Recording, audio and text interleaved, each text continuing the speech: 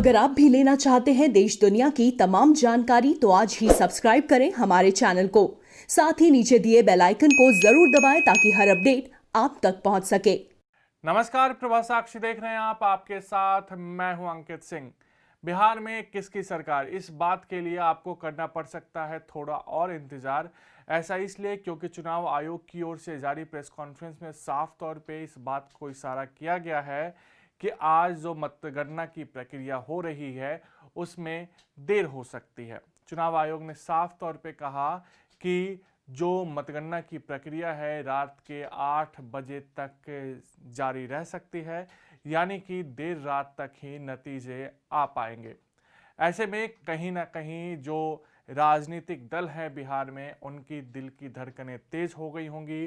चुनाव आयोग ने ये ऐसा इसलिए कहा क्योंकि इस बार 2015 की तुलना में 63% ज़्यादा ईवीएम मशीनों का इस्तेमाल किया गया था। इतना ही नहीं, 2015 में 6500 सीटों पर मतदान कराए गए थे, लेकिन इस बार यह आंकड़ा 1,06,000 के आसपास पहुंच गया था। तो कुल मिलाकर अभी भी बिहार को लेकर असमंजस की स्थिति बनी हुई है। महागठबंधन और एनडीए के बीच सीटों का फासला जो रुझानों में है उसमें बहुत ज़्यादा अंतर दिखाई नहीं पड़ रहा है। हाँ, एक बात जरूर है कि एनडीए अभी भी 128 के आसपास के सीटों पर खुद को स्टेबल किए हुए है, वहीं महागठबंधन 105 के आसपास की सीटों पर है। वहीं अन्य के खाते में लगभग 11 सीटें जाती हुई दिखाई दे रही हैं, जिनमें से 2 सीटों पर चिराग पासवान आगे हैं। इतना ही नहीं, 2 सीटों पर असदुद्दीन ओवैसी की पार्टी भी आगे चल रही है। इसके अलावा कई जगह निर्दलीय उम्मीदवार भी आगे हैं। ऐसे में कुल मिलाकर वर्तमान की परिस्थिति बिहार में देखा जाए तो कहीं ना कहीं अब भी दिल की धड़कनें लोगों को थामने की आवश्यकता है, क्योंकि अभी नतीजों में समय लग सकता है। हालांकि भाजपा के लिए एक अच्छी खबर यह है कि बिहार चुनाव के लिए पहला जो नतीजा है वो आ चुका है और दरभंगा से उसके उम्मीदवार जीतने में कामयाब रहे हैं। भाजपा इसी तरीके की उम्मीद भी कर रही है, लेकिन इस बीच संजय जायसवाल जो कि भाजपा के प्रदेश अध्यक्ष हैं, उन्होंने बड़ा बयान दे दिया है।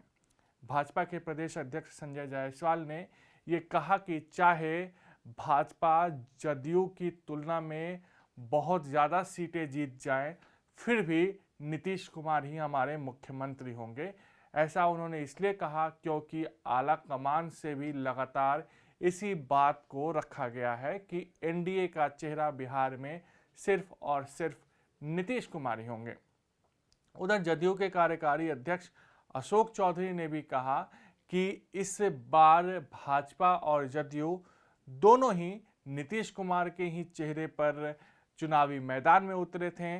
ऐसे में जाहिर सी बात है कि दोनों दलों को जो सीटें मिली हैं उनमें कहीं ना कहीं नीतीश कुमार का प्रभाव है।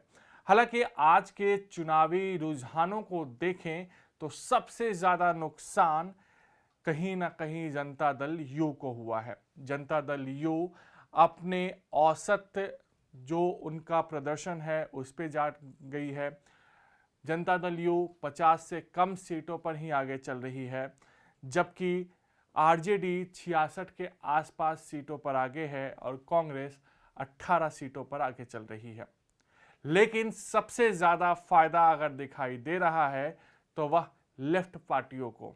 लेफ्ट पार्टियों ने लगभग 29 सीटों पर अपने उम्मीदवार उतारे थे महागठबंधन का हिस्सा होने के बाद, और उनमें से 19 सीटों पर उनके उम्मीदवार आगे चल रहे हैं। तो ये था अब तक का बिहार चुनाव से जुड़ा हुआ आंकड़ा। अगले कुछ घंटों में आपके साथ फिर हम जुड़ेंगे, तब तक के लिए नमस्कार।